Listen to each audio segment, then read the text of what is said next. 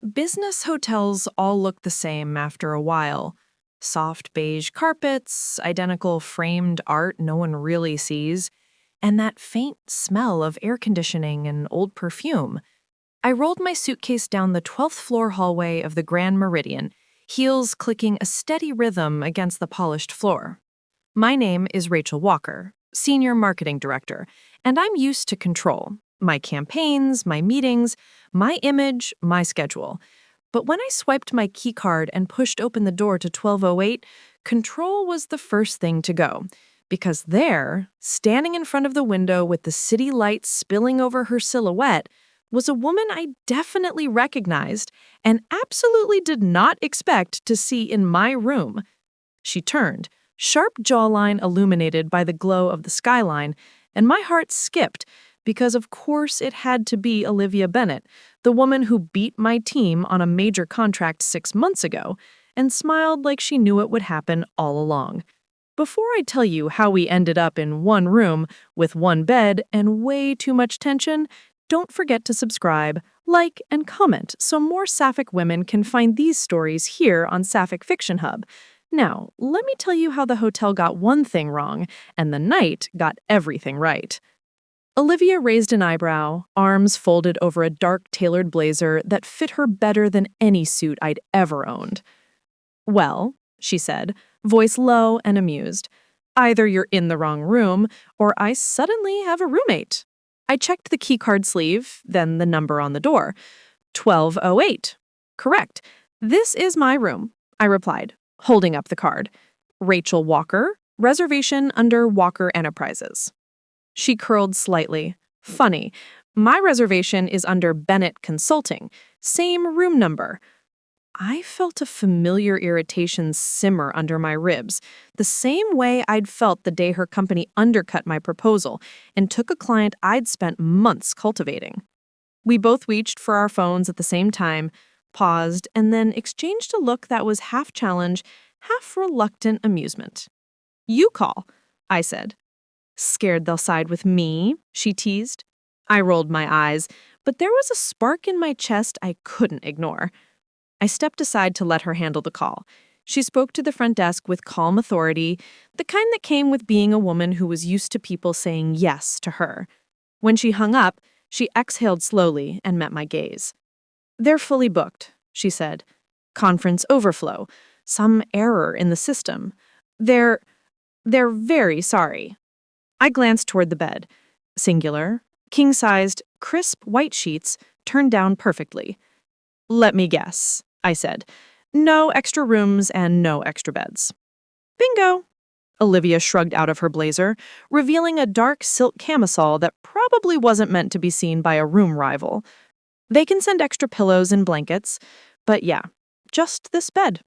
I tried not to stare at the way the city lights traced her collarbones.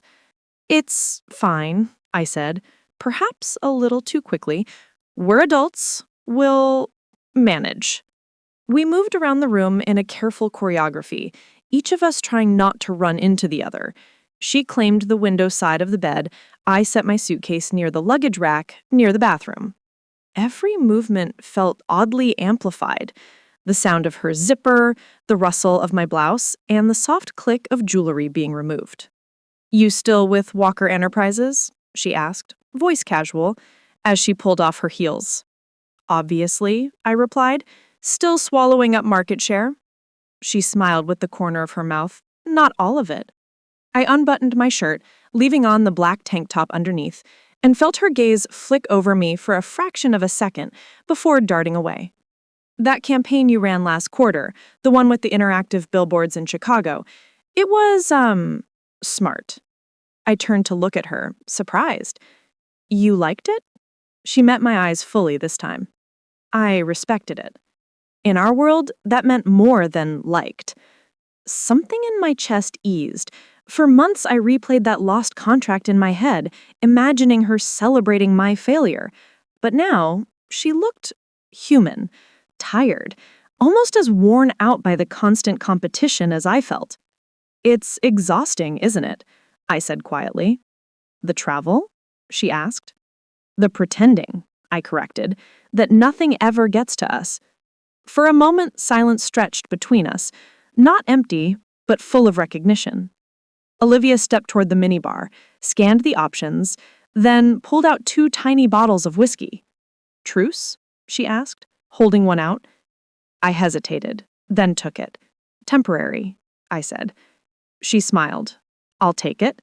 We clinked the miniature bottles together like college students instead of 2 high-ranking professionals sharing a stolen moment in a too small room. The drink warmed my throat, then my chest. I perched on the edge of the armchair. She sat at the foot of the bed, one leg bent, the other foot resting on the carpet. The soft hotel lamp cast warm shadows across her face, emphasizing the sharpness of her cheekbones, the curl of her dark hair behind one ear. "Why do you do it?" she asked suddenly. "Do what?" "Work like this. Live in airports and hotels. Fight for clients that don't remember your name 6 months later." Her question slipped under my skin. I stared at the amber liquid in my bottle. Because I'm good at it. And because being the best at something feels safe. She watched me for a long moment, then sighed. "I used to think that too," she admitted. "That if I became the best, no one could hurt me. No one could question me. No one could leave." There was something raw in her voice. Something that didn't belong in a hotel room with a near stranger and one shared bed. "I get that," I said softly. The air between us thickened, heavy with unspoken things. We weren't just colleagues now, not just competitors. For the first time, we were 2 women carrying the same kind of armor, standing in a room where neither of us could fully hide. "I've heard things about you," she said, tilting her head. I raised an eyebrow. "Good things, I hope?" "That you're ruthless in the boardroom? That you never let anyone see you sweat?" "And what do you think now?" I asked. She let her eyes trail over me slowly, not predatory, not crude, just openly curious. She said, "I think you're human, and that might be the most dangerous thing." I stood to throw away the empty bottle, and as I walked past her, her fingers brushed the back of my hand. It could have been accidental. It didn't feel like it. Heat jumped from that single point of contact up my arm, settling somewhere inconveniently close to my heart. "Sorry," she murmured, but there was a hint of something in her tone. "It's fine," I said, softer than I meant to. We took turns in the bathroom, changing into sleep clothes. I pulled on an oversized t-shirt and soft shorts, suddenly more aware of how casual I looked. When I stepped back into the room, Olivia had already changed into a simple gray tank top and black lounge pants. Somehow, she looked even more disarming out of her armor. Her hair was down now, falling around her shoulders in loose waves. She looked younger, softer, less like the woman who'd outplayed me in a negotiation room, and more like someone I might have met at a bar years ago, when life felt less orchestrated. "Comfortable?" she asked. "Trying to be," I said. We both eyed the bed. "I can sleep on top of the covers. You take the proper side." She shook her head. "We're not in college dorms. It's a king-sized bed. We can share." "You don't mind?" I asked. She looked at me with a spark of mischief. "If I mind, I would have fought harder for my own room." The implication hung between us. I climbed into the bed, staying carefully on my side. She slipped under the sheets on the other, the mattress dipping slightly beneath her weight. For a while, we lay there in silence, facing opposite directions.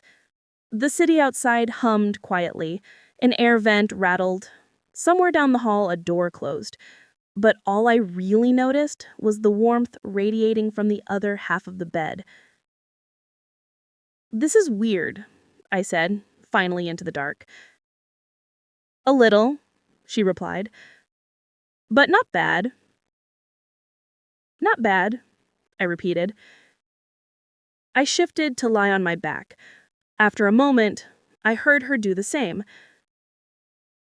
The ceiling glowed faintly from the city light seeping through the curtains. In that dim glow, I could see the outline of her profile turned slightly toward me. "Can I ask you something?" she said. "You already have," I replied. She smiled in the dark. I could hear it.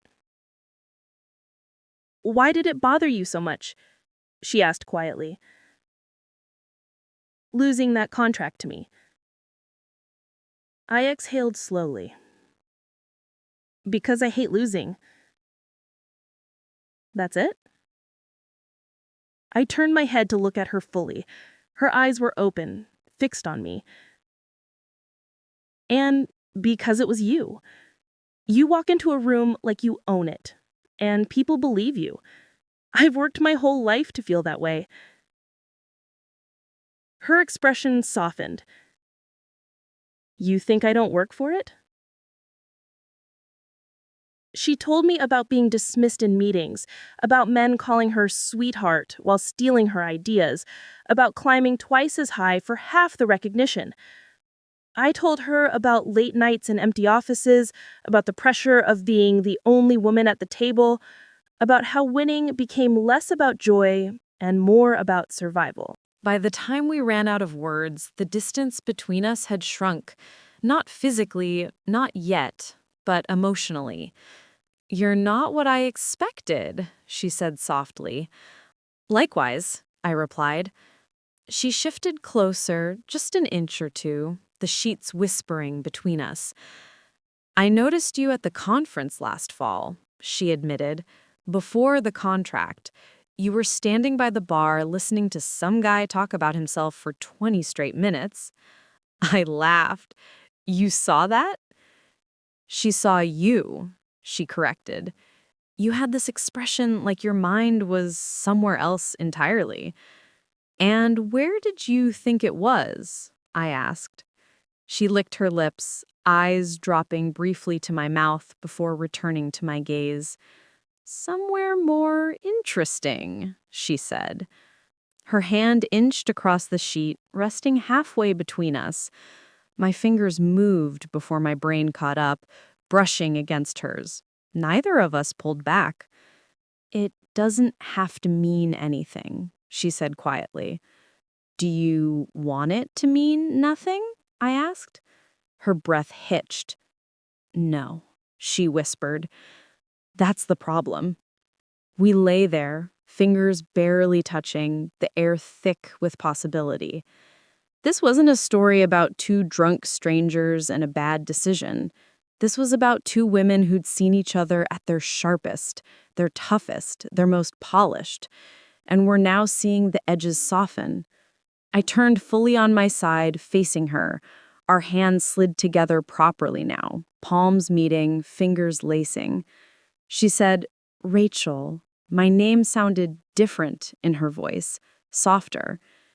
"If we cross this line, it won't stay at the hotel for me." I said, "Then we don't call it a line. We call it a start."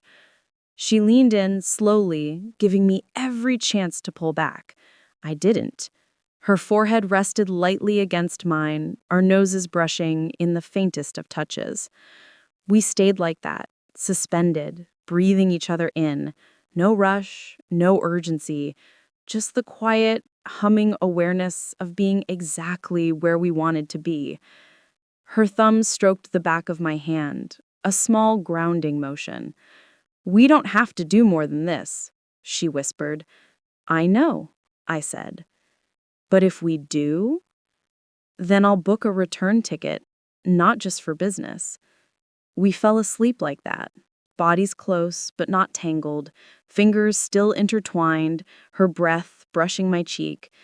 It wasn't a night of wild decisions or blurred choices. It was something slower, deeper, more terrifying in its own way. In the morning, the conference would resume. We'd go back to sharp suits and measured words and perfectly controlled expressions. But something had already shifted, quietly and irrevocably. We weren't just opponents anymore. We were two powerful women who'd finally allowed themselves to be vulnerable with each other.